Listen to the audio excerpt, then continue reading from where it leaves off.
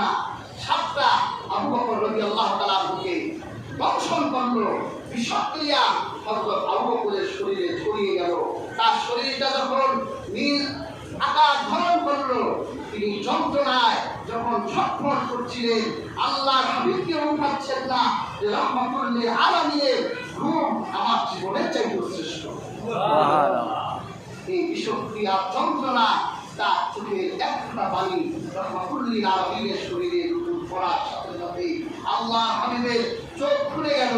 দেখলো আবু বকরের শরীরটা নীল হয়ে গেছে। আবু বকর, তোমার কি হয়েছে? যখন আবু বকর পা উঠালে বিষাক্ত একটা সাপ বের হয়ে গেল। আল্লাহর হাবিব সাল্লাল্লাহু আলাইহি ওয়াসাল্লাম তার মুখের প্রথম মুবারক আবু বকরের সেই বিষক্রিয়া জায়গায় লাগিয়ে দিলেন।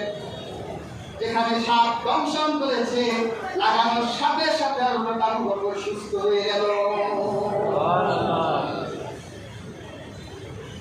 আল্লাহর হাবিবের সুযোগে মুজিজা ছিল কিনা? রাহমাতুল লিল আলামিন একটা লবণাক্ত কুয়ার ভিতরে থুথু ফেলেছে, কুয়াটা মিঠা পানি হয়ে গেছে। সুবহানাল্লাহ। আজও সেই কুয়াটা সেখানে আছে। এই যে আমাদের সভাপতি সাহেব যাবে, আমি বলেছি আপনি সেখানে গিয়ে দেখবেন যে রাসূলুল্লাহ কোন কুয়ায় তার থুথু ফেলেছে, আর থুথু করার সাথে সাথে কুয়াটা মিষ্টি পানি হয়ে গেছে। সুবহানাল্লাহ।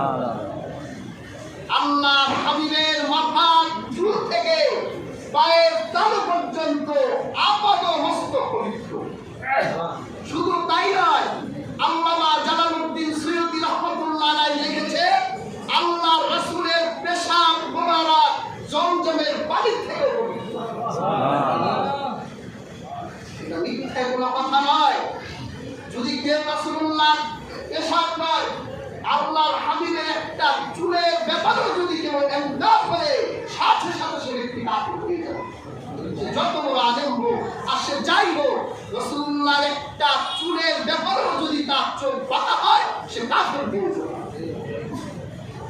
আল্লাহর হাবিবের পেশাবটাও আমরা বিশ্বাস করি জমজমের পানির চেয়েও পবিত্র ছিল।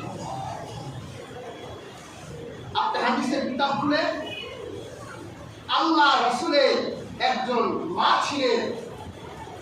রাসূলুল্লাহকে যে মা আমিনা মারা যাওয়ার পরে যার কাছে রাসূলুল্লাহ সাল্লাল্লাহু আলাইহি ওয়াসাল্লামকে তুলে দিয়েছিল, উম্মে আয়মান। এই উম্মে আয়মান আল্লাহর হাবিবের ঘর পরিষ্কার করত। আল্লাহর হাবিব রাতের বেলা তিনি ঘরে পেশাব করতেন, বাইরে যেত না, কারণ শত্রুর ভয় ছিল। বিশেষ করে জিনরাও রাসূলুল্লাহ সাল্লাল্লাহু আলাইহি ওয়াসাল্লামকে মেরে ফেলার জন্য তারা জিনদেরকে ব্যবহার করত ইহুদিরা। এই জন্য রাসূল পাক সাল্লাল্লাহু আলাইহি ওয়াসাল্লাম একটা মশকে তিনি ঘরে পেশাব করতেন। রাসূল পাক সাল্লাল্লাহু আলাইহি ওয়াসাল্লাম তিনি একটা মশকে পেশাব করেছেন।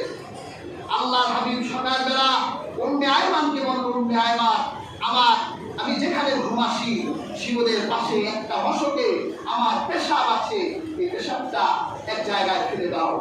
উম্মে আয়মান বলে, ইয়া রাসূলুল্লাহ, ইয়া হাবিবাল্লাহ, বলে আমার সকালবেলা যখন আপনার ঘর পরিষ্কার করার জন্য আমি ঢুকেছিলাম, আমার খুব পানির পিপাসা লাগলো। তখন আমি পানি সন্ধান করছিলাম, আমি মশকের ভিতর থেকে দেশকে প্রাণ পেলাম। আমি পানি মনে করে আপনার পুরো পেশাবটাই আমি খেয়ে ফেলেছি। সুবহানাল্লাহ। আল্লাহ হাবিব উম্মে আয়মানকে বলেছে, উম্মে আয়মান, তুমি জানো কি করেছো? তুমি এমন এক কাজ করেছো, আজ থেকে মৃত্যু লাভ পর্যন্ত তোমার কোনোদিন পেটে কোনো অসুখ হবে না। সুবহানাল্লাহ। যতদিন উম্মে আয়মান জীবিত ছিলেন, তার পেটে কোনো পীড়া হয় নাই, ব্যথা হয় নাই, তার বাথরুম খারাপ হয় নাই, তার পেট সুস্থ ছিল। পেয়ার হাজরি এইরকম অনেকগুলো রায়ে মাদারিজুন নবুওয়াতে পাওয়া যায় যে অনেক ব্যক্তি রাসূল পাক সাল্লাল্লাহু আলাইহি ওয়াসাল্লামের পেশাব পানি মনে করে মিশকের ঘ্রাণতে খেয়ে ফেলেছে। আল্লাহ রাসূল প্রত্যেকটা ব্যক্তিকে বলেছে, তোমাদের পেটে কোনো রোগ হবে না। সুবহানাল্লাহ। আর রাসূলুল্লাহ যেখানে পেশাব করতো, বাথরুম করতো, সাথে সাথে ওটা গায়েব হয়ে যেত।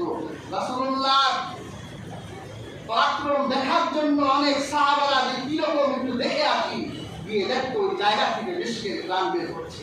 সুবহানাল্লাহ।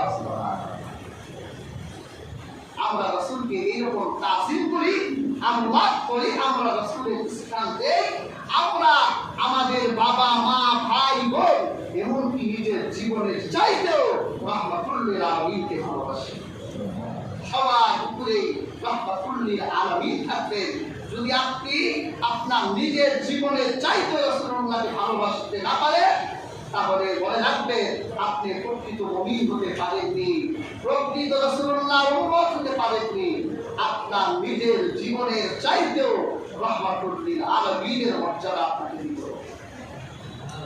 কাজেই হাজিরিন, আমরা রাসূল পাক সাল্লাল্লাহু আলাইহি ওয়াসাল্লামের এই জন্ম মাসে আমরা বাড়াবাড়ি করব না, আবার রাতাসুরিও করব না, যেটা আমাদের দেশে সবচেয়ে বেশি হয়। আমরা আল্লাহর হাবিবের মিলাদুন নবী এটাও মানি, আল্লাহর হাবিবের সিরাতুন নবীও মানি। আমরা কোনোটা অস্বীকার করি না।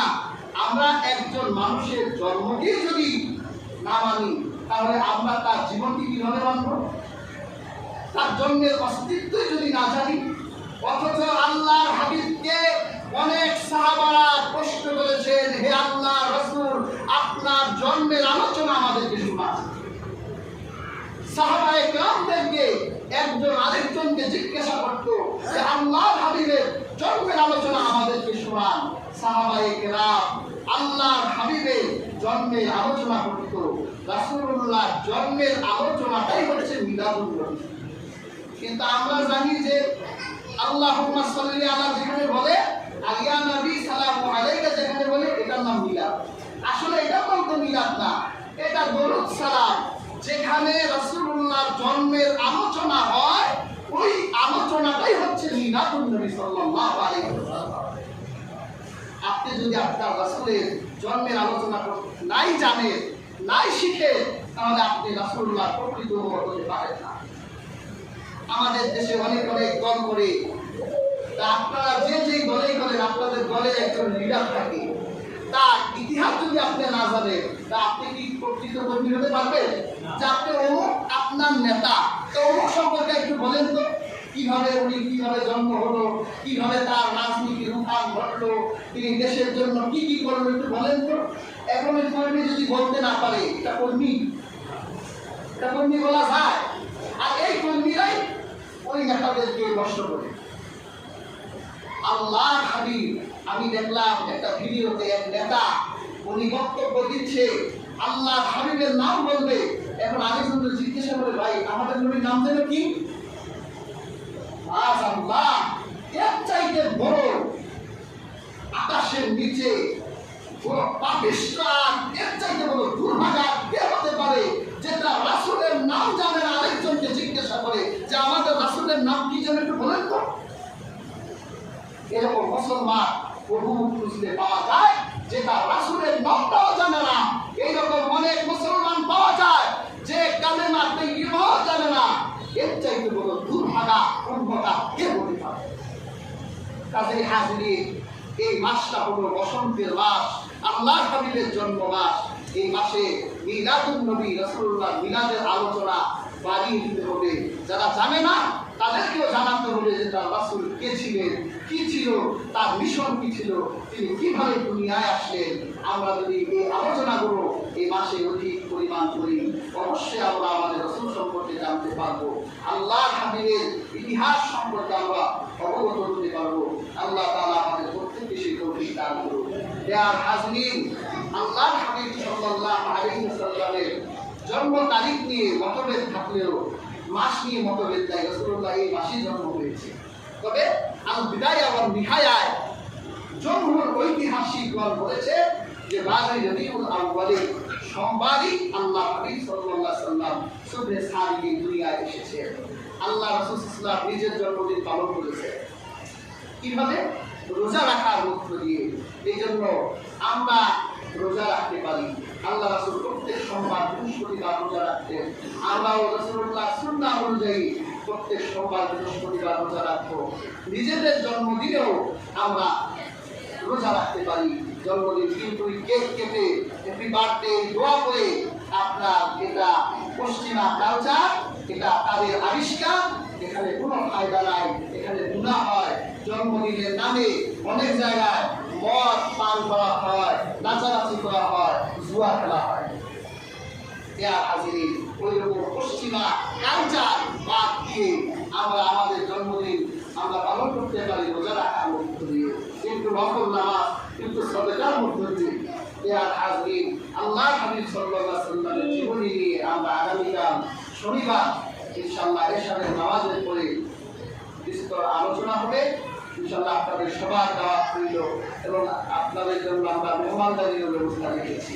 যদি আমাদের মেহমানদারিতে আপনারা কেউ শরীর করতে চান তাহলে ইনশাআল্লাহ শরীর করতে পারেন। এখনো যদি কেউ কিছু দিতে চান দিতে পারেন, আর না দিলেও আমরা আপত্তি করি না।